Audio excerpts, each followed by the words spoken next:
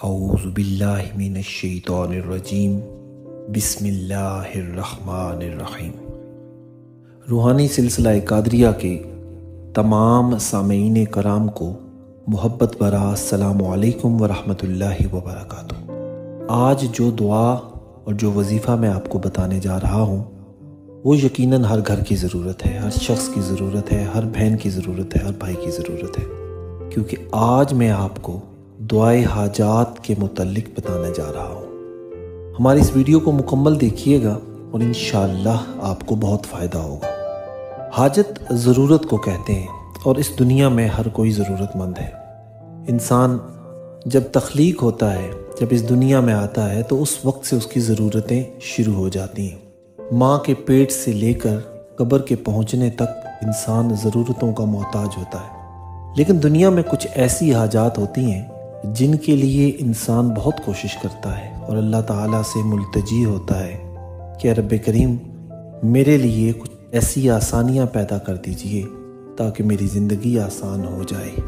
یاد رکھیے، ہم اس نبی کریم صلی اللہ علیہ وآلہ وسلم کو ماننے والے ہیں کہ جنہوں نے ہمیں ہمیشہ اپنی ضروریات کو محدود رکھنے اور جائز ضروریات کو پورا کرنے کے لیے کہا ہے۔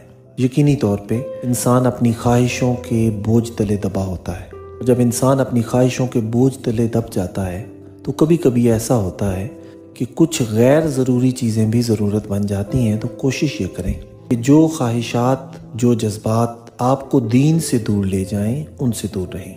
آج میں آپ کو دعائے حاجات بتاؤں گا اور اس کے لیے آپ کو یہ پوری ویڈیو دیکھنا بہت ضروری ہے۔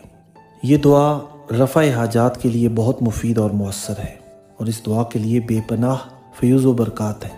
اسے پڑھنے سے اللہ کی رحمت کے خزانے کھل جاتے ہیں، لہٰذا جو بھی اللہ کی خصوصی رحمت کا طالب ہو تو اسے چاہیے کہ اس دعا کو ہر نماز کے بعد ایک مرتبہ پڑھنے کا معمول بنا لیں۔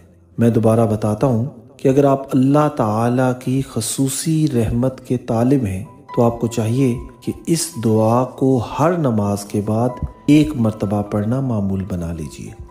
انشاءاللہ آپ کی ہر جائز حاجت پوری ہوگی۔ اس سے رزق میں بھی بے پناہ اضافہ ہوگا، دنیا کے مال و دولت میں بھی انسان غنی بن جاتا ہے۔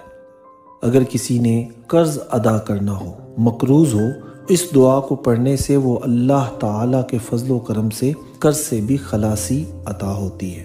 اس کے علاوہ اسے پڑھنے والا ہمیشہ اللہ کی پناہ میں رہتا ہے، اور یہ بہت ضروری ہے کہ جب انسان خدا کی پناہ میں آ جاتا ہے، جب انسان اپنے آپ کو خدا کے سپرد کر دیتا ہے تو رب کائنات وہ عظیم البرکت ہستی ہے کہ جو انسان کو کبھی تنہا نہیں چھوڑتی۔ یاد رکھیے کہ اس دعا کو پڑھنے سے دشمنوں سے بھی چھٹکارا حاصل ہوتا ہے۔ اگر 2 رکعت نماز نفل میں اس دعا کو 41 مرتبہ پڑھیں، ویسی شادی ہو جائے گی جس طرح آپ کی جائز خواہش ہے، اور حلال خواہش اللہ تعالیٰ ضرور پوری کرتا ہے۔ غرض یہ کہ اس دعا کو پڑھنے والے ہر لحاظ سے دین و دنیا میں سعادت حاصل کریں گے۔ بسم اللہ الرحمن الرحیم۔ یا اللہ یا احد یا واحد یا موجود یا جواد یا باسط یا کریم یا وہاب یا ذا الطول یا غنی یا مغنی یا فتاح یا رزاق یا علیم یا حکیم یا حی یا قیوم یا رحمان یا رحیم یا بدیع السماوات والارض یا ذا الجلال والاکرام یا حنان یا منان نفخنی منک بنفحة خير تغنني بها عمن سواك إن تستفتحوا فقد جاءكم الفتح إنا فتحنا لك فتحا مبينا نصر من الله وفتح قريب اللهم يا غني يا حميد يا مبدئ يا معيد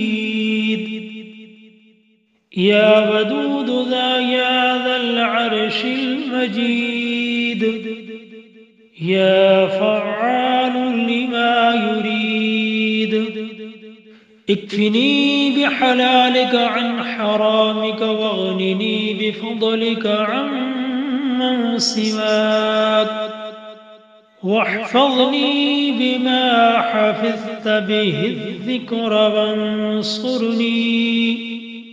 وانصرني بما نصرت به الرسل